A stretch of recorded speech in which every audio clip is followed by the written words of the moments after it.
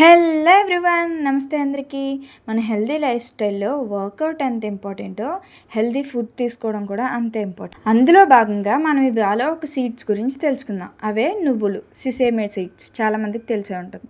మనమే గుర్తించిన ఒక గొప్ప వజ్రాయుధం. కానీ యుద్ధాలకు కాదండోయ్, మన శరీరానికి. ఎలాగో నేను ఇప్పుడు చెప్తా. ఫస్ట్ అయితే వీటి వల్ల ఉపయోగాలు ఏంటో తెలుసుకుందాం. దీనిలో ఐరన్ చాలా ఎక్కువ ఉంటుంది కాబట్టి మన బాడీలో హిమోగ్లోబిన్ లెవెల్స్ కరెక్ట్గా ఉండేలా చేస్తుంది. సెకండ్ థింగ్, రక్తపోటు, బీపీని కంట్రోల్లో ఉంచుతుంది. మన రక్తంలో ఉండే చెడు కొలెస్ట్రాల్ అంటే కొవ్వుని బయట పంపిస్తుంది.